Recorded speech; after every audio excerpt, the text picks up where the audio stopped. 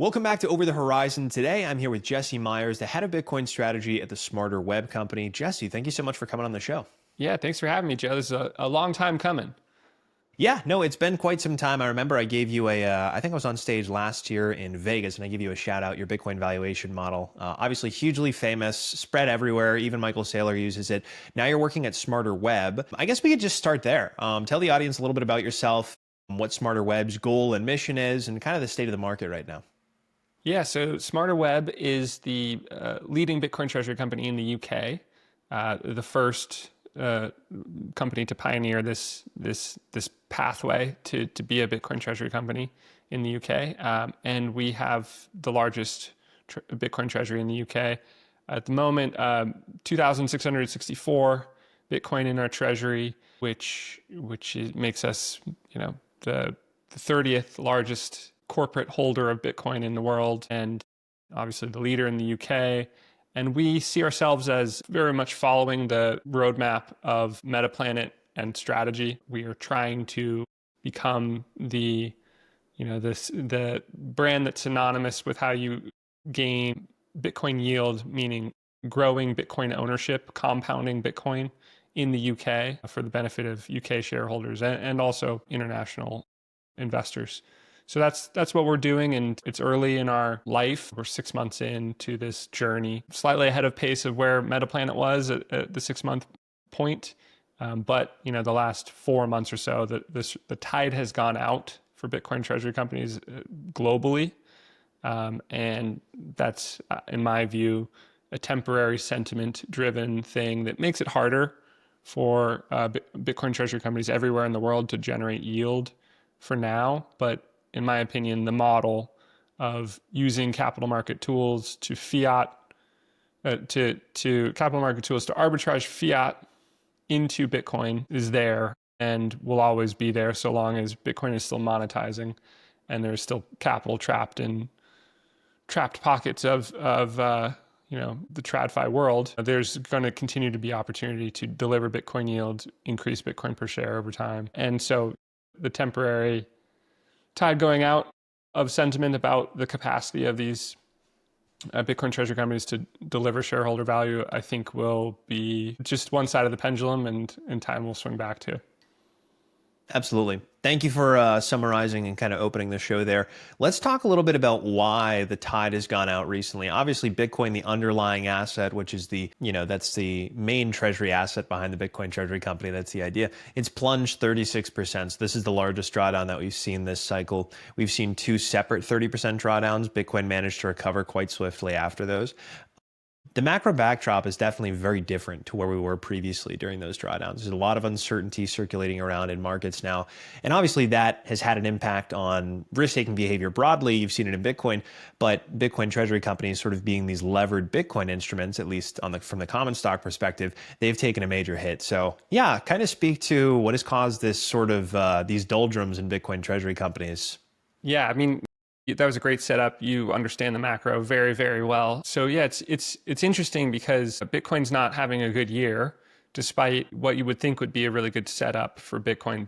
Gold ripping this year. You would expect Bitcoin to follow that. I still do expect that to even out in time. But if you think about where we were about a year ago in terms of enthusiasm for Bitcoin, the price was running up to 100,000. Michael Saylor had the New Year's $100,000 yacht party, 11 months ago now. And everyone was greedy for Bitcoin, right? Everybody wanted more Bitcoin. Bitcoin was going who knows how high in 2025. And of course, that's not how it has played out. And I've seen some compelling math about how from the guys at Tobam, which is a French capital allocator, that makes it quite a compelling case that Bitcoin treasury company valuations are largely dependent on sentiment about where Bitcoin is going. So when people are excited about Bitcoin, when they're greedy for more Bitcoin treasury companies see a lot of that, beta, basically. They benefit from that demand and that interest.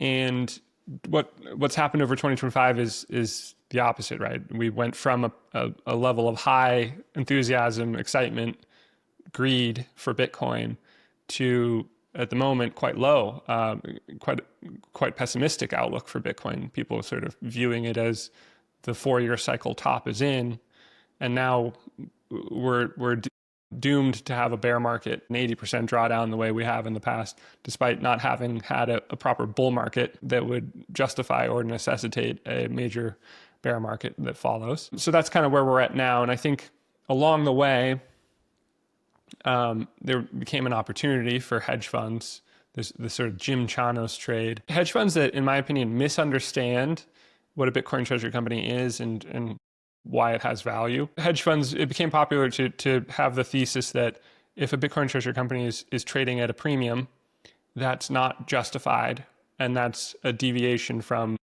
what you would expect, and there would be a reversion to the mean. And so you could take a short position on a Bitcoin treasury company trading at a premium MNAV, and long Bitcoin, the underlying asset, and in time benefit from that that premium disappearing. So you profit off that trade, and that's what Jim Chanos very vocally did with MicroStrategy, and I think that became quite a popular trade with hedge funds over, because of the excitement in Q2 about Bitcoin treasury companies and how high the premiums got. I think that invited a lot of that capital, which in my opinion, like fundamentally misunderstands the value proposition of a Bitcoin treasury company. But when you have that much capital getting on side with that perspective during conditions when there was probably too much enthusiasm, it was the right setup. It was the right trade for those hedge funds.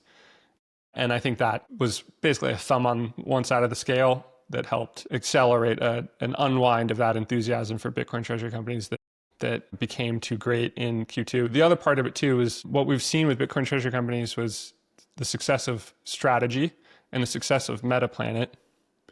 And then because of Metaplanet, really, a whole bunch of new Bitcoin treasury companies popped up, but with a lot of different models.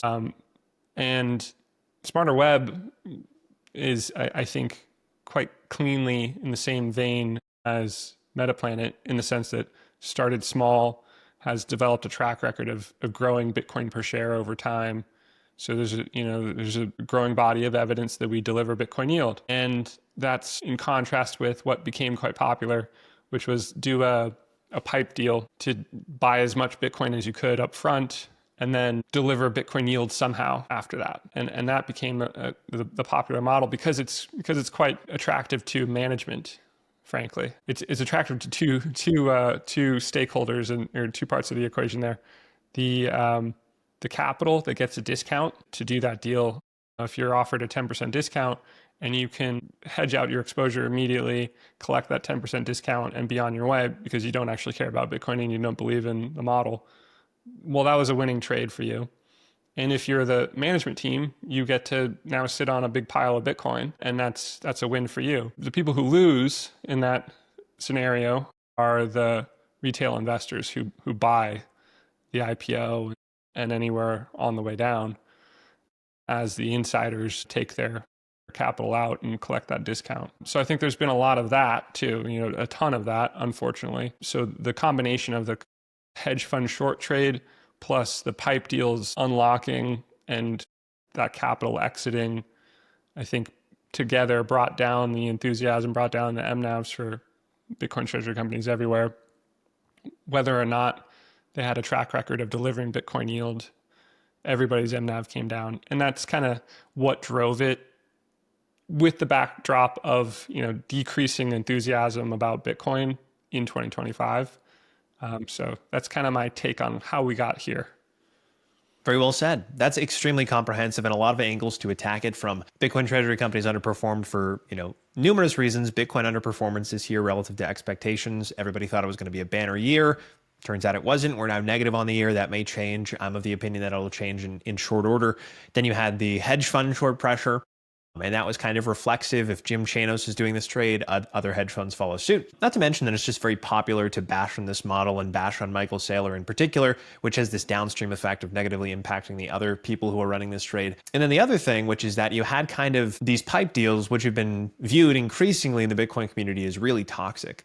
X feeds talking about pipe deals gone awry and these massive compensation packages that people are giving themselves that just seem totally unwarranted. Talk a little bit about how you guys did this a little bit differently at SmarterWeb. SmarterWeb had been an operating business, a private business for 15 years, and then decided to go public in order to pursue the Bitcoin Treasury strategy in addition to running the operating business. And so that happened in April. And so when I was thinking about that, it's like most Bitcoin Treasury companies have underperformed, except the ones that did a good job of increasing Bitcoin per share quite aggressively during the good period in Q2 and Q1 if you existed at that point, which most of them didn't. And SmarterWeb did a great job of increasing Bitcoin per share to a point now where our the amount of Bitcoin we hold per share is, I think it's 672 sats per share, which is something like 2/3 of a dollar, roughly. And that was up from zero, right? Like in April, that number was zero, and we increased it to where it is, mostly in Q2, a little bit into Q3, and then it's been quite tough sledding for the last couple of months. And so yeah, those companies have done quite well actually for the year. SmarterWeb IPO'd with a valuation of just a few £1 million. At the moment is, I think, about £200 million company, just shy of that. So, and that's almost entirely due to the successful, aggressive accumulation of Bitcoin in accretive ways by running the playbook, during Q2 and Q3. There's a misalignment there with the pipe deals fundamentally, where the investors that you're attracting are not Bitcoin investors. They're not long-term investors. They are people who see what you're offering, which is a 10% discount. And ultimately, a lot of these are hedge funds who say, okay, great, so I can get a 10% discount and I can immediately go, hedge out my exposure. Whether or not they do that with an offshore entity in order to make it legal, et cetera. Like there's all these realities of public markets that I think Bitcoiners aren't super aware of. And frankly, I'm not super aware of with some of how the pipe deal mechanics work, but hedge fund operators sure are familiar with it. And so you're attracting these hedge funds that are looking to deliver returns. And they, think through, okay, so I have to lock up capital for 3 months and I get a 10% return, and I can, just rinse my hands of it and be on my way. And a 10% return for that capital for a quarter of a year is a fantastic value proposition. So they're going to take that. But that means that they're going to be dumping as soon as they can. They're winding up their position as soon as they can because they're only ever interested in the discount. And it's very easy to attract that capital because there's a ton of it. They don't care about Bitcoin. They don't believe in Bitcoin. And they certainly don't care about your Bitcoin treasury company that you're excited about. But they're here to give you capital in order to collect that 10% discount. And that plays out on a large enough scale that it sets a trend. It starts to cause the tide to go out because all that selling pressure on a bunch of these pipe deal Bitcoin treasury companies turns into a downtrend for the sector globally. And then, that downtrend is kind of self-fulfilling too, because, a lot of people have leverage or they need to deleverage as their positions in the pipe deals start to go south. People start to trade off the whole sector, treat it as the same. All these, realities of human psychology play into it, I think. And the result is that everything trades off, everything, the tide fully goes out. And that's fine too. So in my mental model of the reality of Bitcoin treasury companies is that sentiment oscillates. And by sentiment, in particular, I mean people's market consensus perspective on the capacity of these entities to add Bitcoin per share over time. Like at any given point, there's a collective consensus via the market of the ability of these companies to deliver value into the future. When you're trading at 1x MNAV, what's implied there is that the market doesn't believe that you will ever add more Bitcoin per share. If you're trading at a premium, the market believes that you will be, you will add that much and more Bitcoin per share over time. And the Metaplan was trading at an 8x premium, or SmarterWeb higher than that at a point, and now both companies are at 0.95, 0.92, so under 1x MNAV. So the tide has gone fully out there, but I think the reality is somewhere in the middle, because from a SmarterWeb perspective, I know that we will find ways to add Bitcoin per share opportunistically in the future. There are things that you can do at a premium above 1x MNAV. There are things you can do at 1x MNAV, and there are things you can do under 1x MNAV. I know those latter two because I've been looking into it, and there are things that I'm excited to do when we're able to do them, hopefully quite soon. One of the things, not to cut you off, that Yeah.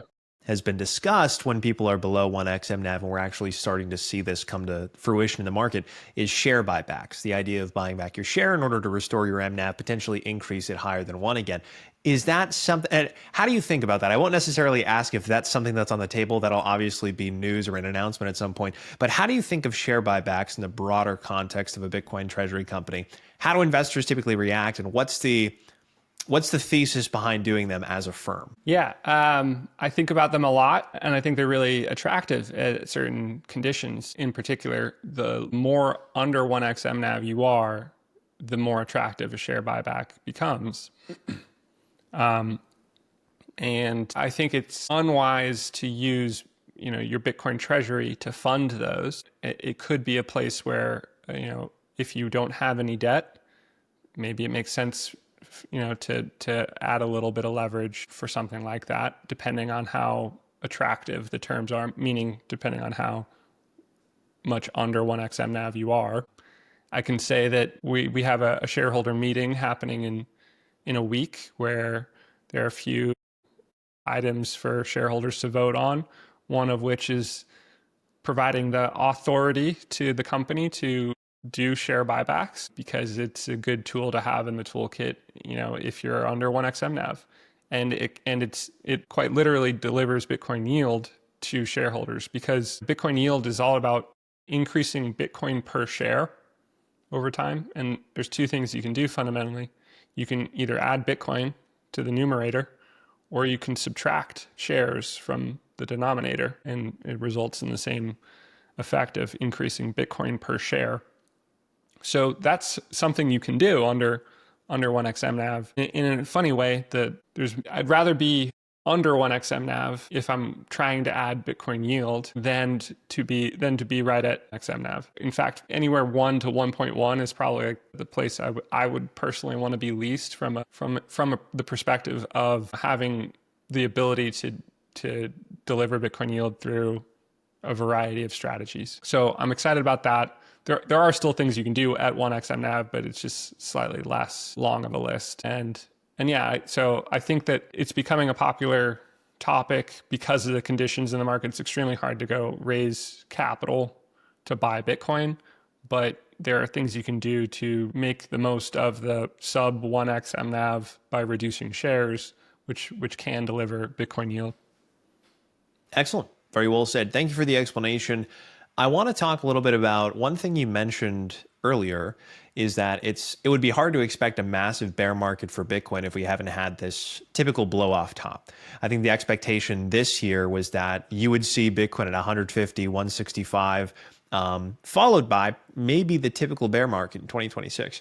I put out a tweet a couple of weeks ago that said Bitcoin won't move any higher until every prevailing narrative has been ground to dust. One of those narratives has been the 4-year cycle.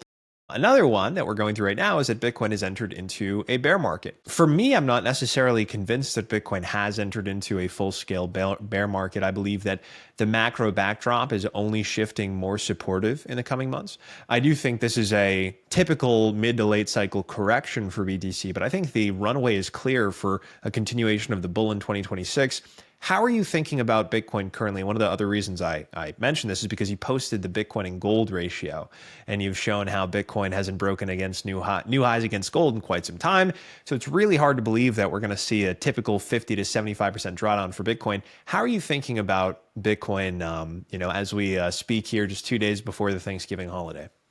Yeah, that's my first stop for sort of sanity checking is to measure Bitcoin in gold terms, because in my opinion, that's the best way to neutralize the effect of fiat debasement over a period of time, because assets go up and to the right as you debase the value of fiat. It's not that the assets are becoming more valuable; it's that the dollar is becoming less valuable. And so to remove that effect over time, you can measure things in gold. And if you do that, we have not broken out in earnest, at least, from the 2021 highs. Yeah, great. Yeah, you have this chart too. So yeah, the value in gold terms of Bitcoin from May 2021 is right before the China mining ban. Is where we're at right now. And I think Bitcoin has proved itself a lot more since then. And we're mining half as much per day as we were then. The hash rate is astronomically higher than it was then.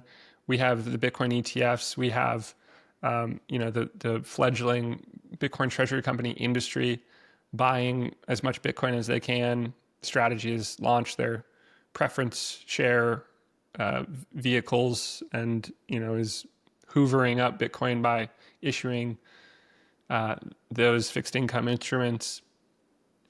You now have sovereign wealth funds buying Bitcoin, and that was not on the radar 4 years ago. And yeah, the success of IBIT and the other ETFs and what that means about Wall Street capital deploying into Bitcoin. It's a very, very, very different world versus 4 years ago. And yet in gold terms, we're trading below that level. So I think that's just an indicator that, it may feel like we've had a bull market because we got, above 100,000. But when you account for true inflation by looking at it in gold terms, we haven't had a bull market. And that's where ultimately I think the way a bootstrapping store of value asset goes from zero value to a lot of value is by having boom and bust cycles, because nothing goes up in a straight line. Human psychology gets too excited, turns things into bubbles, and bubbles crash. And so if you have a major bull market, the way to reset sentiment, and this is just, I guess, how markets work, is the tide goes out, right? And you have that pain of a 75% drawdown, delevers everybody, reset sentiment. People go from overly bullish to overly bearish when the reality is somewhere in the middle. And that only makes sense if you've had like a 5-10x bull market. You only need that kind of pain to reset sentiment if you've had those kinds of gains.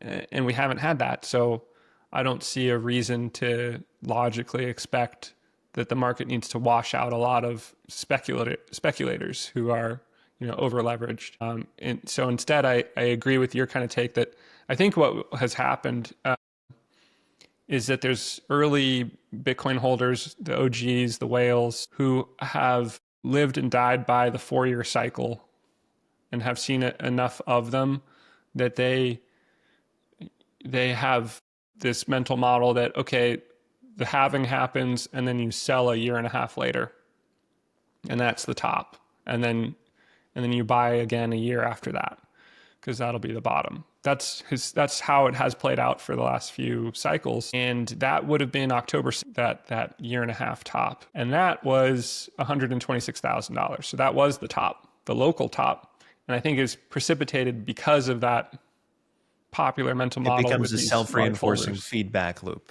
at that point. Exactly. So I think that those traders, those whales who traded on this thesis, precipitated the local top that we saw. I think it also sort of happened to line up with a sell-off in traditional markets. But their thesis is that marks the major top for a 4-year cycle.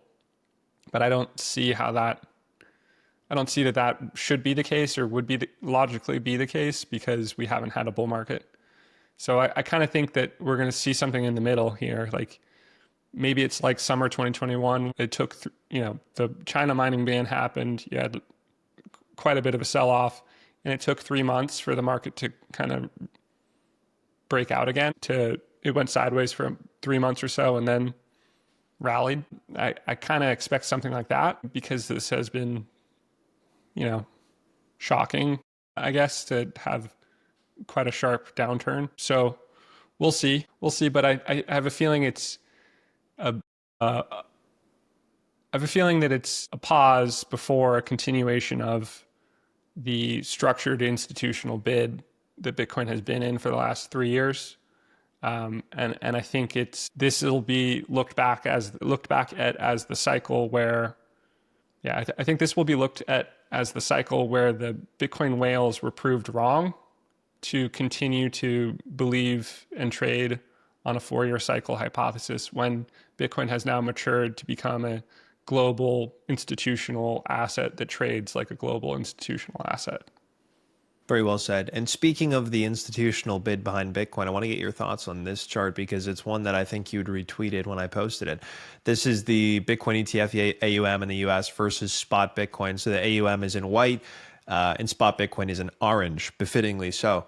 And you could see that during this period where, we marked kind of the Pico cycle top, well, maybe not cycle top, but the Pico local top at $126,000, Bitcoin is drawn down by, I think, 36% peak to trough.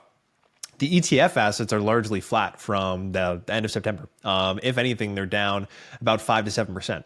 And so really, this new institutional bid is kind of hanging tight in the face of these OG whales selling. I think if there's any chart to really effectively paint this picture that Bitcoin is now being held by a different class of people, it would be this one. I agree. I retweeted this because it was very illuminating to me to see, what you highlighted here. It really says that the Bitcoin ETF buyers are buying the dip, and they're adding to their position here because they're not spooked by this drawdown. And I think it kind of highlights like the different psychology of ETF buyers versus crypto natives, where a lot of crypto natives are, whole portfolio crypto and leveraged. And so when there's a drawdown, they have to delever and they get liquidated, and they don't want to be selling, but they become forced sellers. And when a dip happens, rather than being able to buy the dip, they have to sell and make the dip worse. As opposed to, a boomer with a little bit of Bitcoin in their portfolio. Maybe they've got 1%, maybe it's 5%, and a dip happens. They're not put into a position where they have to be forced sellers.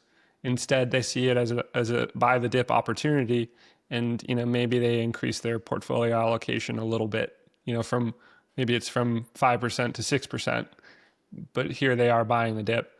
So I think that's kind of what is playing out in these two lines, and I think it speaks exactly as you said to, like, there's a new cohort here. It's really TradFi capital, and maybe that manifests as, maybe at the end of the day that is boomer portfolios that have a tiny percent allocation to Bitcoin as an asset class that you should own, but they trade in a different way, they behave in a different way, and they're happy to buy blood in the streets. Absolutely. Yeah. Two completely different worlds here. One trading on margin and selling, when times get tough. And the other who just looks at it as an opportunity to continue scaling in their position, or at the very least, not sell, right? Because they're much, much more long-term thinkers. We see this lineup too with Bitcoin's volatility near all-time lows. Obviously, barring what has happened since mid-October with this massive sell-off. But major declines in Bitcoin's volatility on a secular basis. You see the Czech central bank buying Bitcoin today. We just spoke about beforehand. Texas is now, they just funded their strategic Bitcoin reserve, $10 million worth of BTC. And so at the same time that there's this tremendous retail panic, the fear and greed index is near the start of the last bear market. It's worse than the 2022 bear market low. Despite that, you see these major institutional allocators buying in size. And so to me, it's really like you have to fight your psychology to not be bearish when the herd is bearish, but looking underneath and seeing all of this data, it's really hard not to be bullish, particularly when you're observing Bitcoin for what it is, which is a macro asset that you want to hold over 5, 10, 15 years. Yeah, I kind of view it as you summarized it nicely of it's probably like a mid to late cycle correction where the psychology starts to become a little bit hard to tell, like, is now the right time to be bullish because the majority of people are bearish, or is it the other way around and I don't have the right sense of where I'm sitting. But and as you get closer to deeper into a cycle, it becomes more confusing about like who's offsides here. But I have a feeling that, as you pointed out with the fear and greed index, like people pretty quickly flipped to fear, over the last month or two. And without much market reason, in my view, like, this is kind of a garden variety correction. And it certainly would have been in 2017. There were like 7, 8, 9 of these 30% plus corrections in the 2017 bull market for Bitcoin. And yeah, so, I think that the fact that people so quickly started to feel like this is the beginning of a bear market is not something that happens at the start of a bear market. I think there's a persistent belief that things are going to go higher still for the majority of people, when you're at a true top, because people are most bullish at the top. And right now we kind of have this weird mix of like people are pretty quick to be bearish.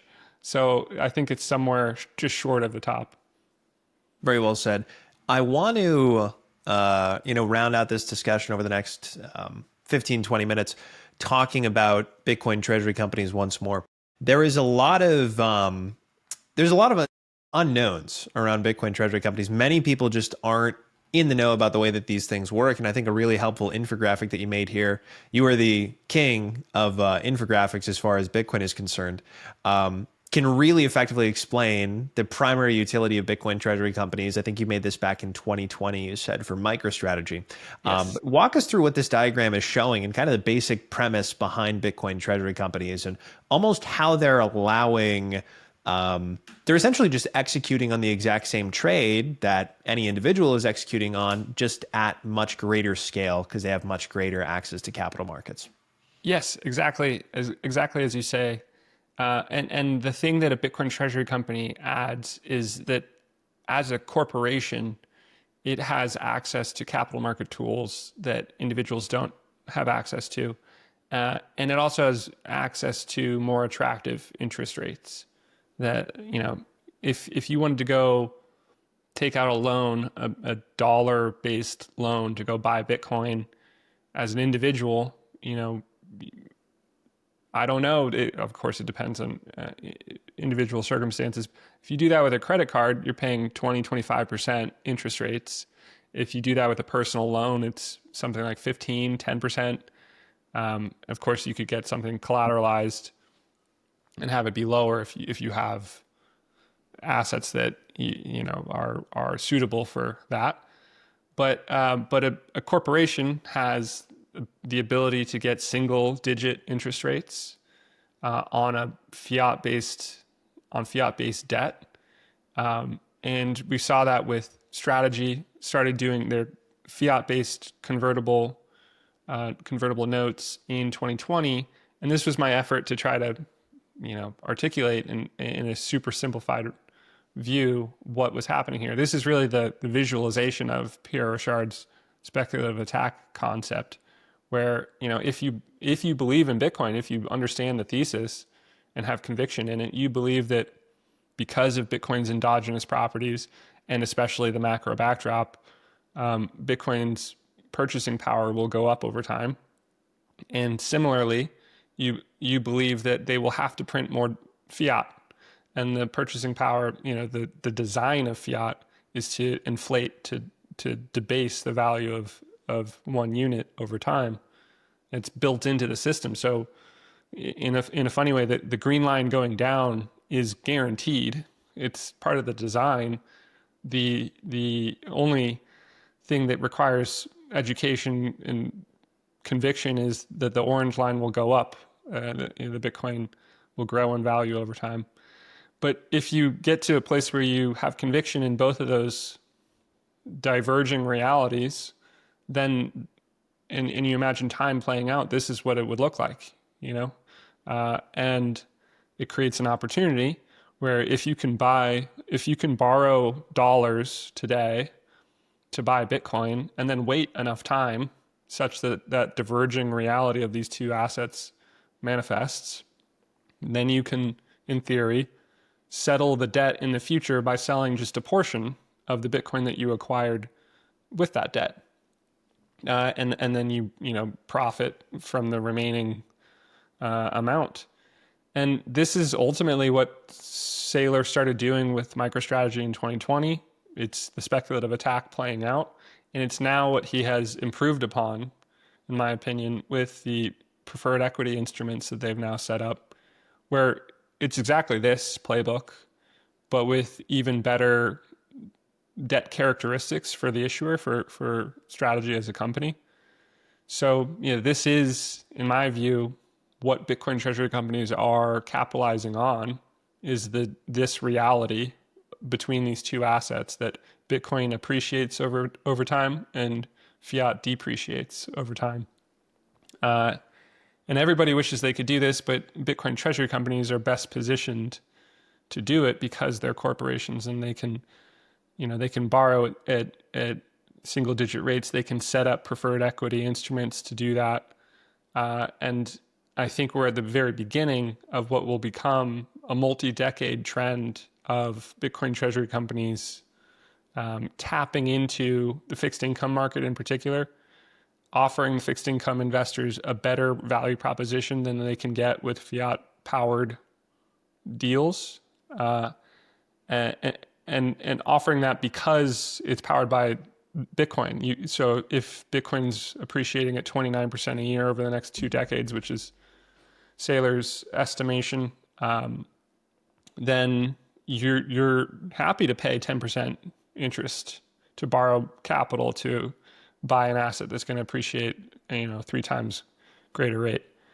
That's what Saylor's doing. That's what the preferred equity instruments do, and that's why fiat fixed income products can't match it, because they are not riding the uplift of Bitcoin.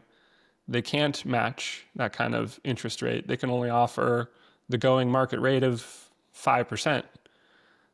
So, in that sense, Bitcoin-powered fixed income products like these preferred equity instruments that Saylor's pioneered, and I think every Bitcoin treasury company in the world would like to also roll out,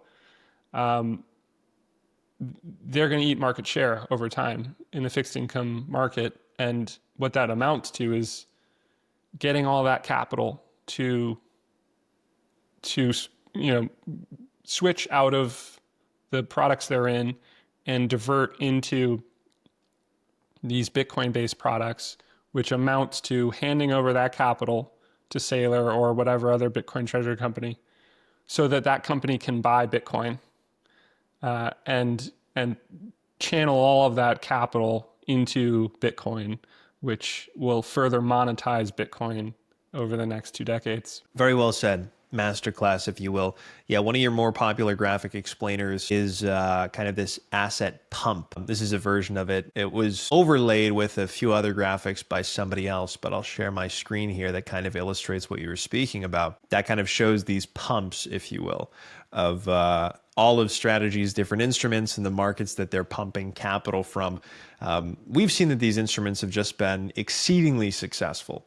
One other thing I kind of want to discuss, if you want to, you could chat about this chart, but another thing that I'd like to discuss is what has happened in recent days regarding JP Morgan and kind of this whole rumor mill that because of failure to deliver MicroStrategy shares in a timely fashion for people who wanted to move brokers, a lot of folks are speculating that JP Morgan is rehypothecating shares and lending them out to short sellers for MicroStrategy, or if not, they're just openly shorting strategy itself. That's another topic we could hit on, but I wanted to throw up this graphic just in case you had any other commentary on it.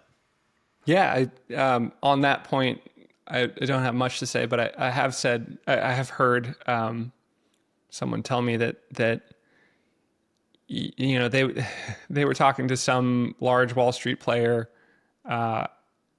and that Wall Street player offered to them, you know, like you could borrow $1 billion of MSTR if you wanted to short it.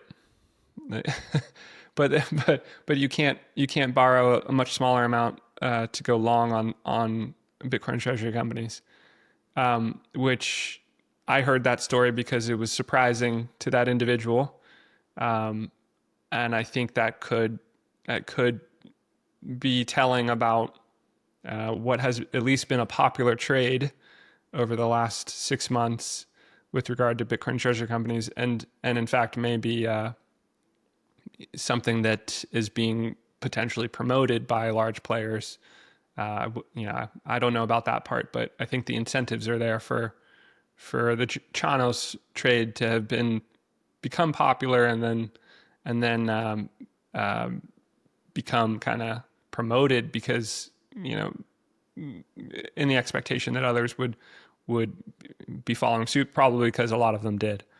So that's all I have to say on that. And then this graphic I love. And I made my own version of it after. I always forget who made this particular variation, but this is how I see it. I think that each Bitcoin treasury company in the world is a pump that's got, you know, pipes stuck into whatever TradFi markets it has products designed for. Most have only their common stock, so it's really just to the equities market. But the ones that have preferred equities, like Strategy, like Strive now, like Metaplanet, they are tapping into the bond market and the money market if they have a stretch-like product. And yeah, I think that Bitcoin treasury companies will be the preferred channels through which TradFi capital will reallocate and rebalance portfolios from fiat assets to Bitcoin assets, and they're going to do it through these channels because you know, Bitcoin treasury companies create the products that meet that capital where it's at. In other words, they offer the 10% fixed income product instead of saying, hey, buy Bitcoin. Fantastic. So we're rounding out the discussion here, Jesse. We've hit on a lot: Bitcoin market structure, where we think it's heading, the idea behind Bitcoin treasury companies, what you're doing at SmarterWeb UK. Closing out the show here, kind of in line with the name of the show, Over the Horizon. Over the next several months, 6 months, 18 months, what are the biggest developments on the horizon that you are looking forward to, either with SmarterWeb UK, with Bitcoin, where you think the market's headed, anything at all? Yeah, at SmarterWeb we have quite a few catalysts that we're excited about on the horizon. We aspire to eventually be included in the FTSE 250 and then hopefully 100 indices, which you're only eligible to be included in those if you're on the London Stock Exchange. In addition to that, there are potential things we can do with, you know, given low MNAVs that I'm excited about doing if we can, if that comes together.